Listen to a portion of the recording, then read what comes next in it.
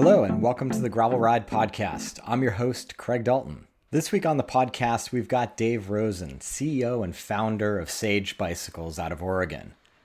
Dave and I happened to meet at the NV Builder Roundup, and this is one of 5 episodes related to the NV Roundup that happened at the end of June in Ogden, Utah. I have to reiterate, if you're known for the company you keep, NV is known for exceptional relationships.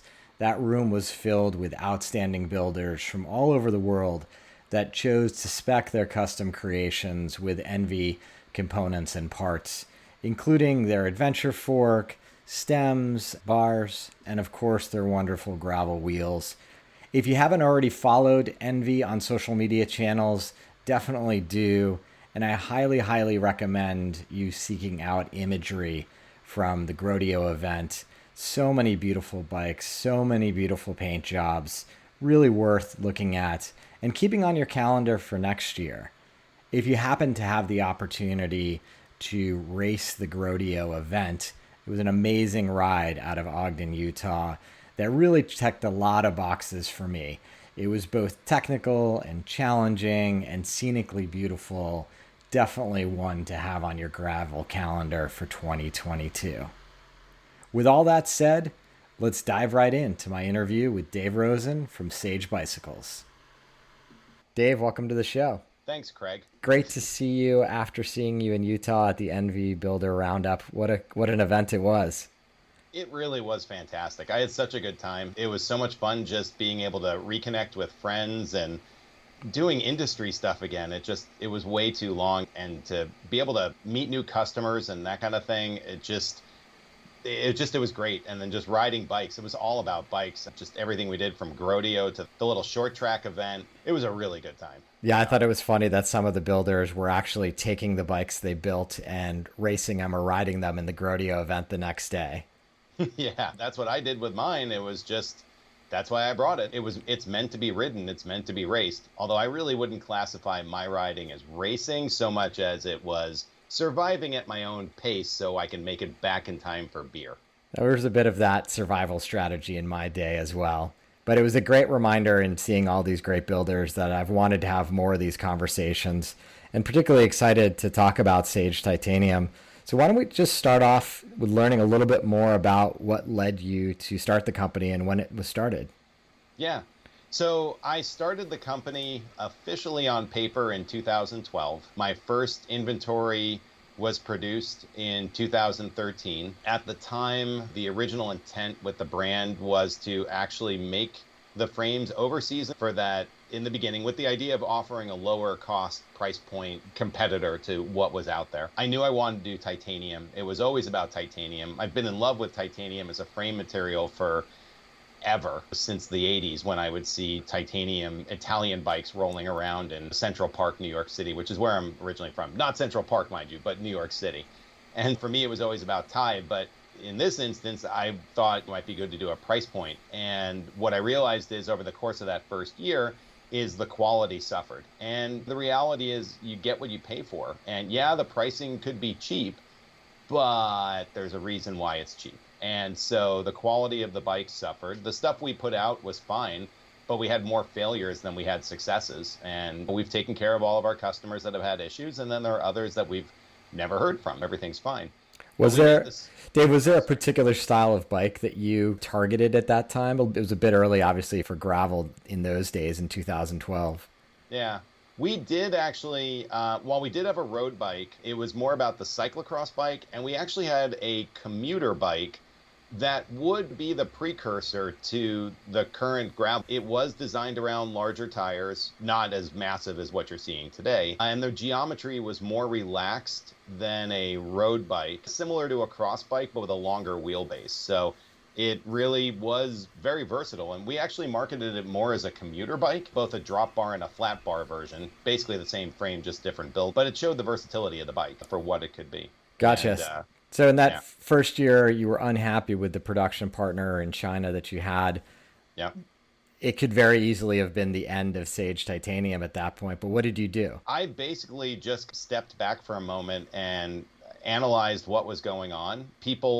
Customers liked the concept of our brand. They liked what we were doing as a small builder, or the ability to offer, it's this the Oregon brand connection, all that sort of stuff. The bikes were authentic, the designs were good, but it was just, they liked what we were doing, but they didn't necessarily like the made in China aspect. And so yeah, you're absolutely right. We could have folded up right then and there and not known what to do, but instead I made the decision to push forward with Made in USA.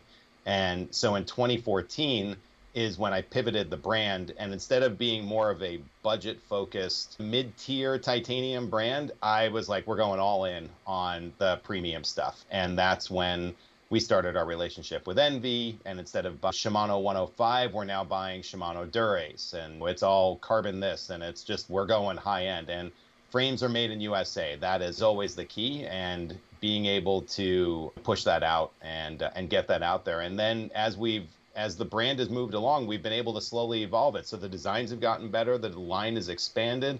We found our niche with gravel bikes in particular, and then the mountain bikes are doing really well for us. But then we've been able to expand with now our finishes. And so we've been able to continue to evolve the brand over these past, from where it started 9 years ago to where it is now. The brand's, it's a complete turnaround. Other than the name, there's not much that's the same between the two. Interesting. So can you talk to the listener a little bit about why you love titanium as a frame material, with a particular eye on the gravel market and what makes it a great material for gravel bikes?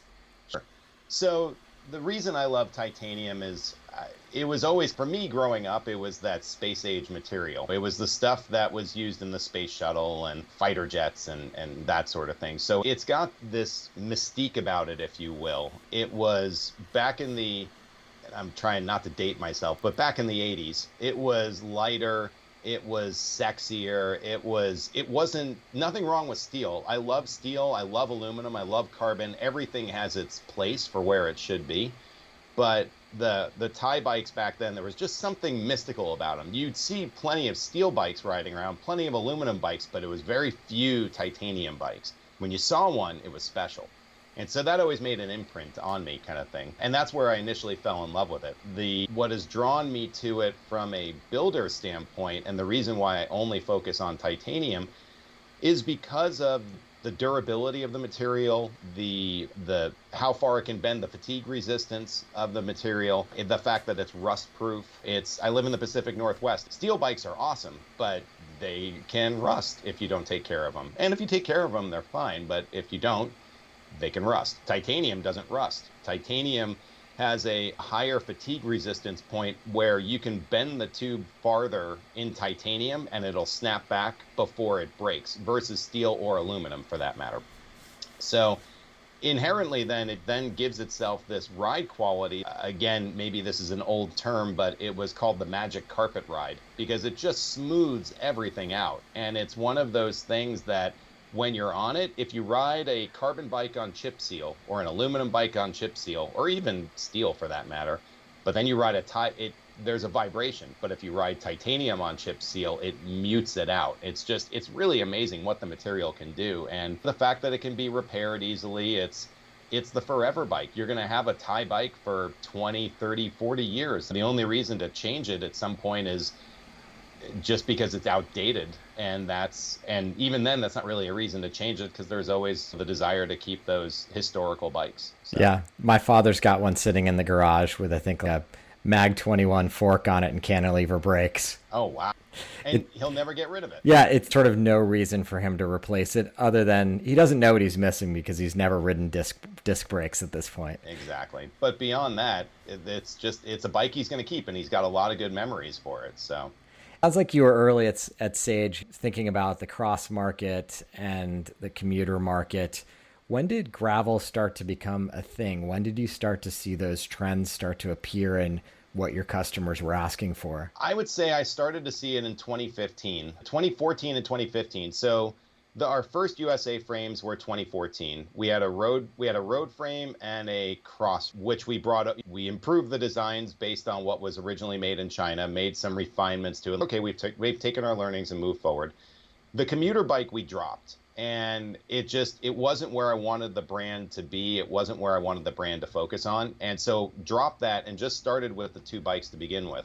But it left this hole in the line of where I felt we needed to another bike in place to round things out. And my friends and I at that time would go out on these rides. We'd take our cross bikes and we were going and doing gravel rides on our cross bikes. Some guys would use their road bikes, and they 25 mil tires was considered a fat tire back in 2014 and 2015.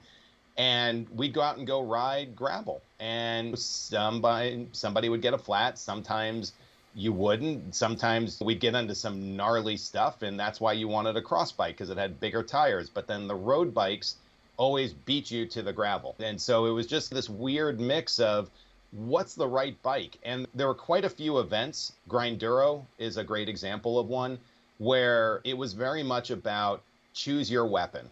And because there's plenty of paved road in Grinduro, but then there's plenty of crazy stages of single track and gravel road, and what's the right bike? And so people were bringing all these different bikes, and there was no specific bike that you could just point to and go, that's the type of bike I need for this event. And it was kind of a Wild West kind of mentality, which is really kind of cool. And I still think the gravel segment, the way it continues to evolve, exhibits that kind of run what you got thing and modify what you can.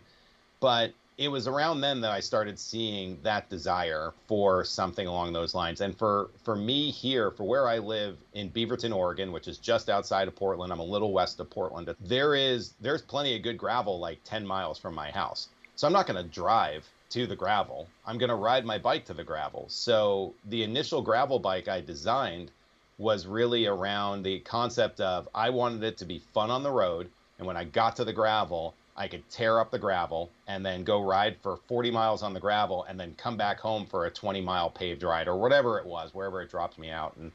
And so that was the genesis of the first gravel bike. It was you had to ride it to the gravel. It wasn't, I get people have to drive sometimes. That was the idea. And was that the Barlow?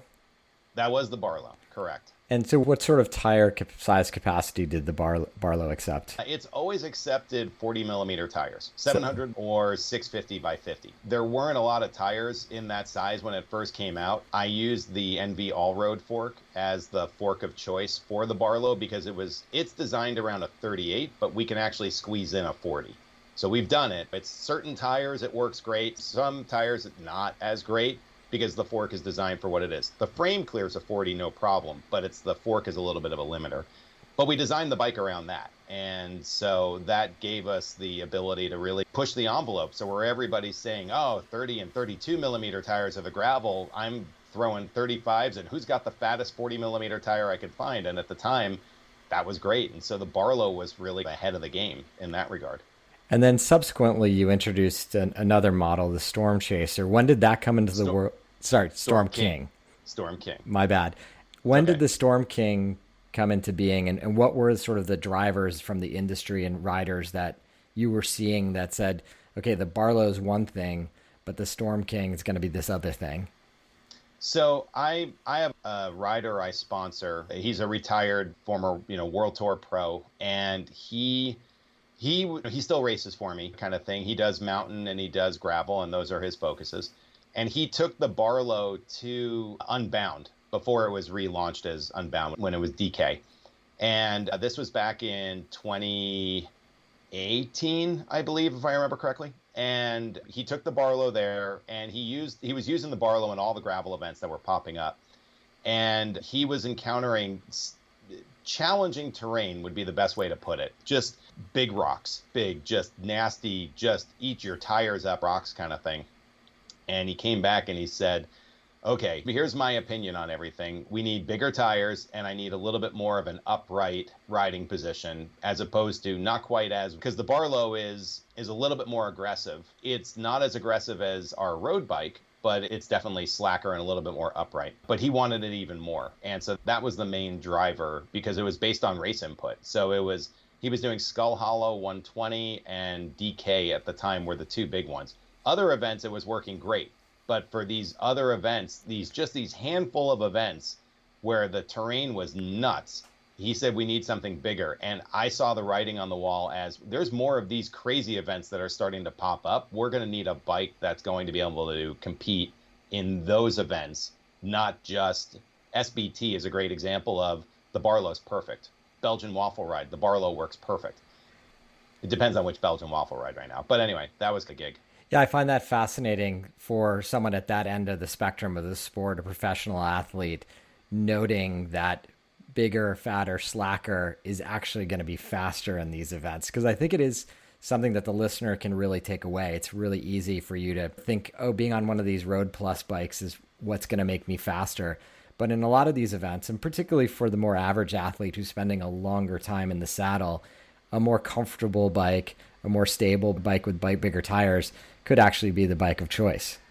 I would agree. If you think about it, if you're choosing between a 32 millimeter tire versus a 40 millimeter tire, or a 36 and a 50, whatever it may be, and you're thinking the smaller tire is going to be faster because it's less rotating weight and it's going to roll faster for the tread, whatever it may be, yeah, you're probably right.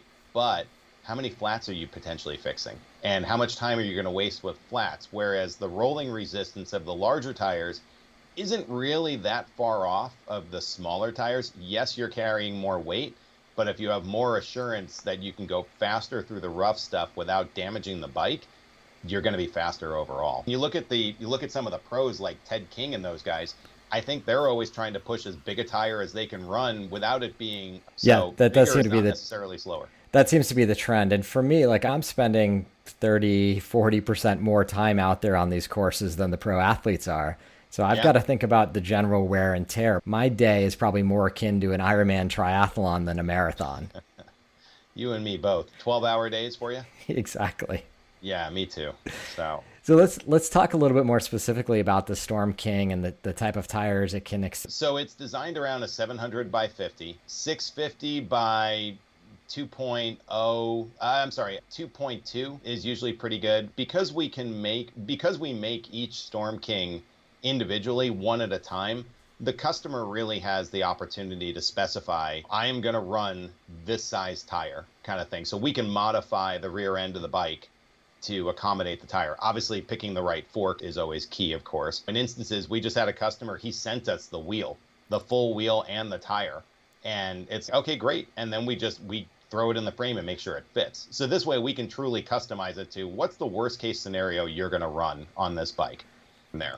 Do you have a stock chainstay length then on the Storm King, or is it going to modify based on those criteria that the customer introduces?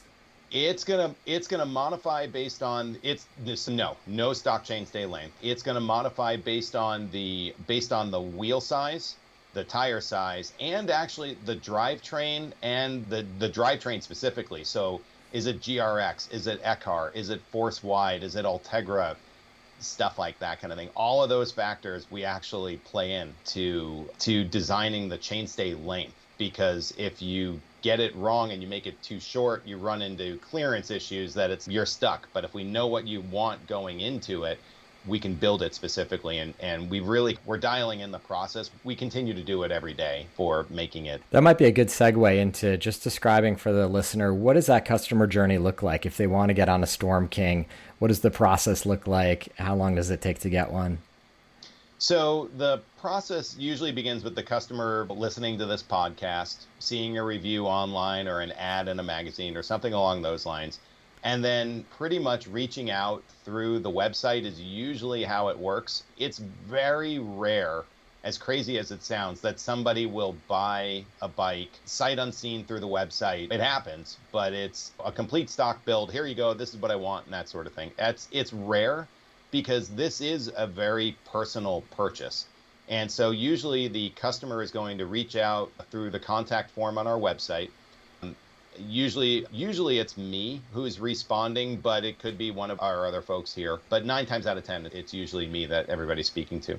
And they'll reach out through email. I'll respond back, and we start a dialogue. And it could be a case of let's get on the phone and talk it through, and let's understand what the build is you're looking for, and we can really customize the spec and the build and of the complete bike. Some customers are only looking for a frame or a frame set, and that's fine too. And it's let's go through the specs of that. And the process is quite a bit of email, quite a bit of phone calls if needed. When the customer's ready to move forward, they put a deposit down, and then the design process begins. Usually, if the customer has a fit that they've done recently and they want to use those fit numbers, then we use that. If they're here local in Portland, then we have them see our fitter and they get a professional fit done. And if they want to come into town, I've had a couple people actually fly in from Northern California, for example, and have fits done here. And then I get the numbers and go to town on designing the frame. And lead time on frames right now, I'd say, is about 4 months from when the design is complete. Okay. So that doesn't include the lead time. It doesn't include the time that we spend talking prior to and dialing in all that sort of stuff. When the design is handed off to my welder, right now we're at about a 4-month lead time for frame only. Are there limitations in terms of the areas of the bike that can be customized, like head tube size, top tube length, anything that's off the table, or is everything on the table? No, everything's on the table. I've had 1 or 2 customers that have been very vocal about, I want the head tube to be this, and I want this to be the seat angle, and that sort of thing. And it's a process we go through, and I'm more than happy to accommodate the customers if they're sure that's what they want, kind of thing. But usually it's a case of, if I get your XY coordinates from your fit, I'm going to build you a Storm King. And that's what it's going to be. If you want something that's completely different, I'm working on an Ironman bike for somebody right now, and that's a totally different bike than anything we offer. So then that's much more of a personal process of, what are you looking for and how do you want it to be, rather than, I know what I want the Storm King to be and I'm going to make a Storm King that fits you. Gotcha. Let's talk about that beautiful Storm King you brought to Utah. It had a lot of different finishes on it. It did. 4. Really? And did it have paint on it as well? It had Cerakote. Okay. So let's go through. I think it's amazing the number of options you offer, and certainly the execution on that bike. I'll post a picture of it because it was beautiful. Everybody needs to look at it. But let's talk about the different options for finish on a titanium frame. We have 4 different options. Let's start with the standard finish that you see on most of the bikes on the website is our brushed finish. It's a raw titanium. It's very silvery looking. It's shiny. It's great for just durability. If you scratch it, you can take a Scotch-Brite pad and little shoe shine motion and you can buff it out yourself. It's a great finish, and it's just a classic titanium finish. That's finish number 1. Finish number 2 is bead blast, where we basically put the frame in a giant cabinet, if you will, a sealed cabinet, and we shoot it with what's called media. And media can be anything from glass beads to walnut shells. It just depends on what it is. And it impacts the frame, and it changes the appearance and the finish and the texture of the frame itself. It doesn't damage the frame in any way, but it changes the finish. So bead blast is usually it has a different look to it. It's more of a dull look to it. From there, we then start getting into colors, and that's where we've really exploded this year for the options and the custom work that we've been doing. And if you look through our social media feed, and as well as our custom page, but we have a custom bike page where every custom bike gets a photo shoot, and we do all that sort of stuff. You can see the differences. But we've been doing a lot more with Cerakote and with anodize for the frames. Anodize is, if you've seen the Chris King parts, they're blue, they're purple, they're gold. That's all anodized aluminum kind of thing. It's dipped in a bath, it's electrified, it comes out at a certain voltage, gives you a color. I think it's interesting, Dave, and to drill into it, I've seen some super intricate anodized look. Unlike the Chris King headset, which is orange or red or whatever they do, you seem to have a technique in which you've got the titanium frame, which is maybe the brushed titanium or whatever, and then small areas that are anodized. Yeah, it's just a matter of the artwork that we do. Every custom frame that we do, short of it just being, I just want logos done, but if there's artwork involved, I have a graphic artist on staff who has been in the art world for quite some time. He's a cycling buddy of mine. We've known each other for years, but he's an artist, a true artist kind of thing, like he does art shows and all that sort of good stuff. And he designs all the bikes. So every single bike is never repeated. Each individual bike is a rolling piece of art. If you want the bike you're seeing, the show bike that we have on the website, I could do something similar, but it'll never be that again. It'll be a sister bike. It won't be an identical twin kind of thing. But yeah, we get a little crazy with the finishes that we do. And then we mix all of that in with Cerakote, which is, we've been using paint, wet paint, for quite some time. And paint's awesome. You can color match with it, and we still do wet paint if a customer requests it. You can color match very specifically to a specific item if you have it. You can mix colors and that sort of thing. What we found with paint, though, and with gravel bikes in particular, is it's not as durable as we would like. And the problem is that if you get a rock strike on your titanium gravel bike with paint, it is possible it could chip. And so that's not really an ideal situation. So we switched to Cerakote, which is a ceramic that's cured onto the frame, and it's actually used on guns, tanks, rocket parts, jet fighters. As whenever you see the paint that's on these vehicles and these munitions, if you will, that's Cerakote. And it's super resistant to heat, damage from any sort of debris flying at it. Heck, if somebody can shoot a gun at a tank and the tank's fine because of the Cerakote and that sort of thing, I'm pretty confident the bike is going to be okay from a rock strike. And yeah, our painter is able to actually mix all of these 4 different finishes together, and we're able to make these incredible bikes of just total variety, of just really just pushing the limits. The Cerakote was the one I was least familiar with, and a couple builders were using it out there in Utah at the NV Builder Roundup. How is it actually applied? Is it applied like a paint or anodization?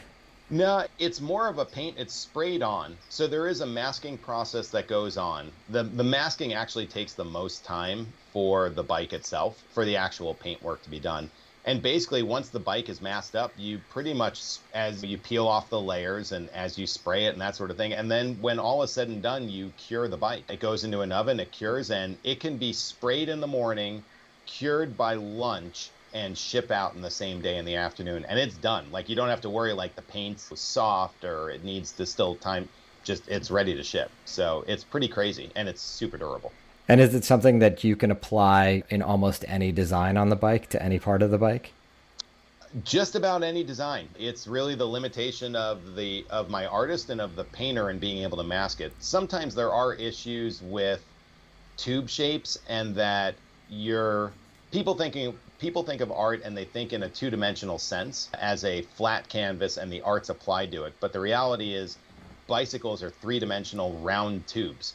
There is no hard point to start and stop here and there. So sometimes you have to make decisions and you have to make choices about how the artwork is going to lay on the frame itself, because sometimes it may not work. Even the best intentions, it's like, it's just not going to look right. And the tubes aren't exactly large like a canvas, so you have to think those things through. So yeah, I think that's the value in having your artist be also a cyclist. They understand how the bike is constructed and the tube shapes and everything, and also how it plays out, how it's going to look visually from within a peloton to out there on the gravel road. Yeah, absolutely. No, he's fantastic about making the bike stand out for sure. And this particular show bike is, I think it's one of my favorites, period. There are some others that we've done that are pretty amazing as well. And it would be hard, honestly, to stack them all up next to each other and pick one. So it's a rough thing. So I'll take this one for right now and go, this is my favorite for the time being. Nice.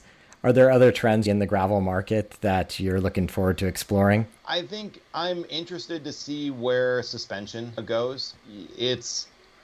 I'm not saying I'm fully committed to suspension, and I think it should be on all bikes. I think it's certain applications in certain arenas, and I don't necessarily think it should be a mountain bike fork, for example, that's just slimmed down.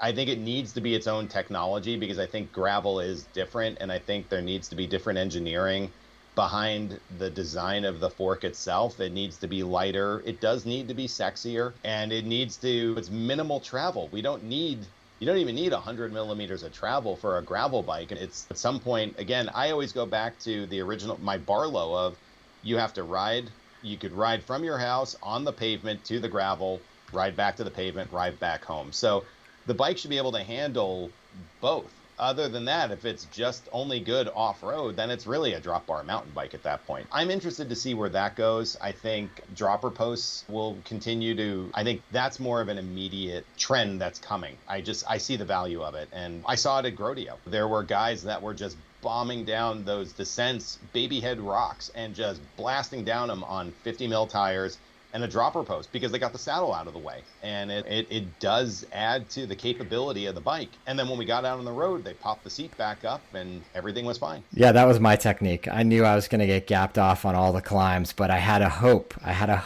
if I rode my bike hard with that dropper post down on the descents, that I might just bridge back up to the group that just dropped me. Yeah, exactly. No, it works great. I too, and the listener well knows, I'm fascinated by the idea of suspension in gravel. All your points are spot on. It's going to have to be this delicate balance to not take away the capabilities. We're not trying to build mountain bikes here. They still need to be bikes that can get fast on the road, but to each their own in terms of gravel, right? We've got listeners all over the world whose experiences are dramatically different. And what I hope is that it just becomes this type of thing where you look at someone who has a more aggressively set up gravel bike and you just understand that's probably what they have in their backyard. And someone who's riding the Barlow with 32s on it, that could be totally capable. It could be overkill for the types of gravel roads they ride, but to each their own. Yeah, no, you're absolutely right. We see the same sort of thing with mountain bikes. There's this trend towards, not a trend that's here, I wouldn't call it a trend, and I'm a big fan of it myself. Big hit, long travel bikes with slacked out angles that basically 5 years ago were downhill bikes. And now they're single crown enduro bikes, and guys I'm doing crazy jumps on the weekends and all that sort of stuff. But does the person in Florida, for example, or Texas, where it's pancake flat for the most part, and I'm sure there are technical steep places where you need it. So I apologize if I'm not trying to characterize the entire state that way, but generally speaking, Florida is pretty flat. So do you need a long travel slacked out bike? Probably not a thing. And to your point about the gravel, there's places where that a 32 mil tire is going to be perfect there. And there's other places where a 50 mil tire and it's their backyard. So yeah, I would totally agree with that. You'll start to get that feedback next season in 2022 for people running full front suspension forks on their bikes. And it will be curious to see, much like your professional athlete gave the feedback that ultimately led to the Storm King, we may see that feedback coming back saying having a little bit of suspension on the front simply makes the bike faster. And if it's faster, people are going to go for it from a race perspective. Yeah, no, I would agree. At some level, it is 1990 for a mountain bike, but at the same time, it's the gravel bikes of today are far more capable than what were mountain bikes back then. It's pretty impressive with how the bike has evolved. Yeah, I totally agree with you. I had that same feeling back in the early 90s around mountain biking that every year, every month, it seemed like a new idea was being put forward and people were testing and learning. And it was this great and super enjoyable journey if you were involved in it to watch it happen. Yeah, no, absolutely. It was a lot of fun. And I think gravel is going through the same sort of evolution. Exactly. We're all here. We're all listening. We're all involved. The community has all eyes on the innovation. Super exciting time. I appreciate you joining me today, Dave, and giving us a little more of an overview, a deep dive into Sage Titanium. I love the work that you showed in Utah, and I wish you all... Thanks. I really appreciate it. This was a lot of fun. Thanks for having me. Cheers. Big thanks to Dave for joining us this week. I have to say, I really do love that Storm King. It ticks a lot of boxes for me. The finish work was beautiful. The clearances are right up my alley, and I think it would be a hell of a lot of fun to ride that bike. Also, another big thanks to Envy for sponsoring the podcast this week and for sponsoring this entire series. It's really been a pleasure getting introduced to a lot of their partners around the world, looking through their componentry, and touring their factory. I've mentioned it on earlier podcasts, but I was very impressed with the amount of testing they do in-house and just the fabrication process in general in Ogden, Utah. The attention to detail, the passion of the employee base, and everything about Envy's work there in the United States just really makes me happy. So be sure to check them out. When you support our podcast partners, you're supporting the podcast itself. I wouldn't be able to continue doing what I'm doing without their support. And I wouldn't do this without your support. The gravel community has been super embracing of what I've been doing, and I've loved getting to know some of you in-person events, but more broadly through the ridership community. If you're not already a member of this free community, just visit www.theridership.com. We'd love to have you. And if you're interested in supporting the podcast further, please visit buymeacoffee.com/thegravelride. There's any number of ways in which you can support what I'm doing here. Until next time, here's to finding some dirt under your wheels.